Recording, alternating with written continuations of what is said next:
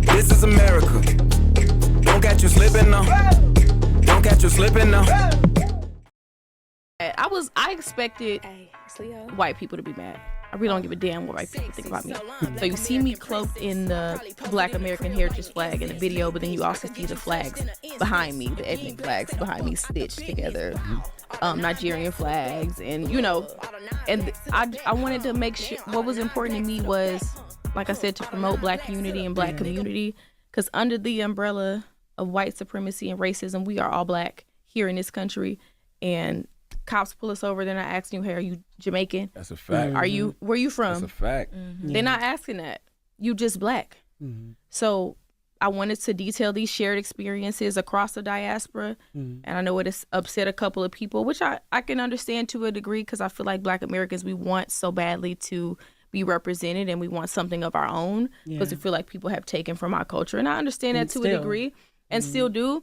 So I understand the frustration about incorporating the other flags, but I'm just here to detail what I was trying to depict, and that was Black unity and Black community.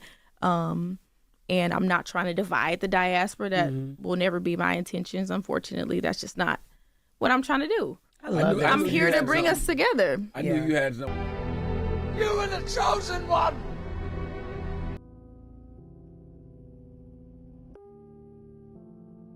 The parallel connection between All Lives Matter and We All Black.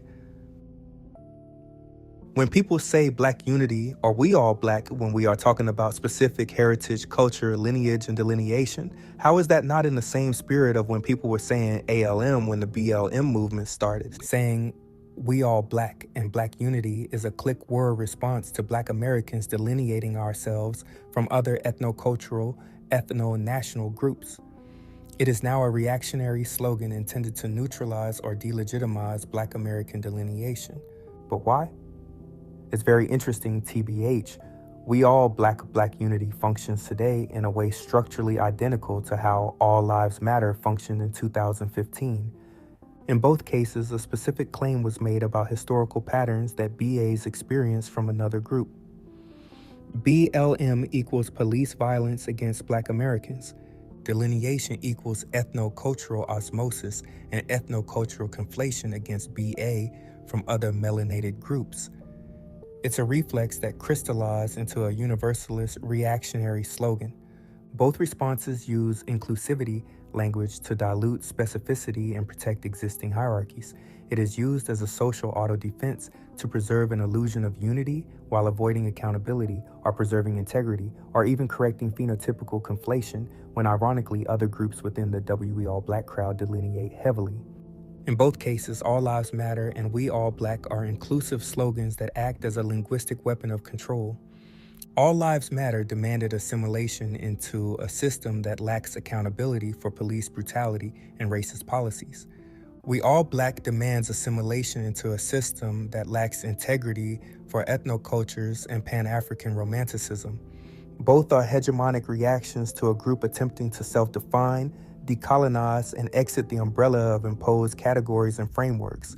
Both dismisses specificity under the guise of inclusive while attempting to ignore or dismiss claims about the status quo. They both turn moral language into ideological control mechanics. The difference is only which hierarchy it defends.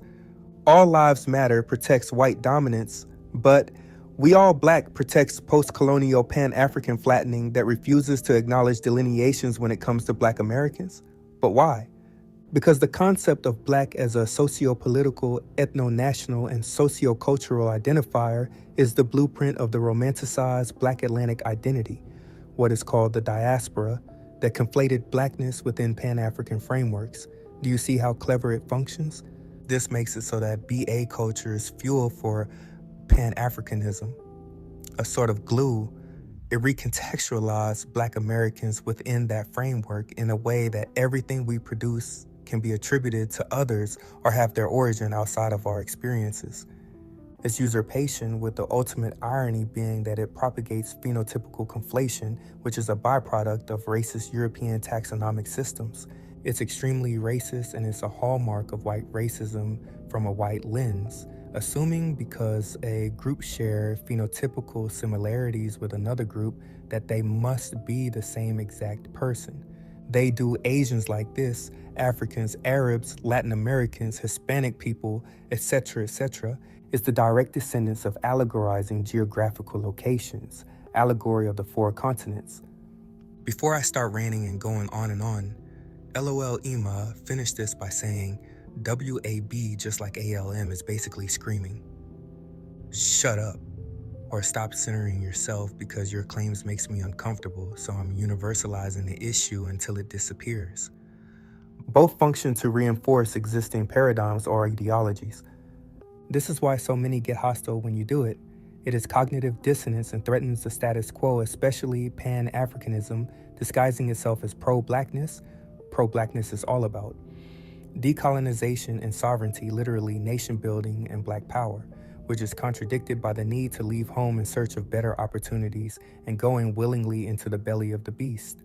In all fairness, though, many countries have the appearance of being decolonized and have sovereignty, but in truth, the Europeans left their colonial structures in the hands of puppets that run their colonial engines now so they can further extract their resources. Running colonial empires aren't outwardly popular anymore. It threatens the African origin myth in some cases, and in other cases it doesn't. And even when it doesn't matter to many because in both cases it directly challenges the existing promotion of quite literally race theory, racism, after decades of denial of being told, I know black. Insert that face MFS used to make, I'm really XYZ. That's the problem with Pan-Africanism. It uses redefined labels and ideas that Europeans created. We all black. We all African in their minds and denying African origin through lineage or geography. It makes them angry. In response, they project ideas of identity confusion, Afrophobia, and self-hatred.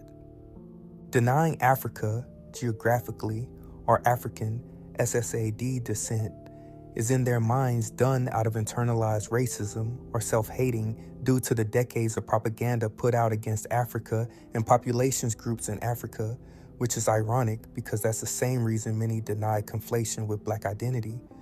In the end, these are all colonial tools and perspectives we are working within, and we must transcend these perspectives in stages until we rid ourselves of them.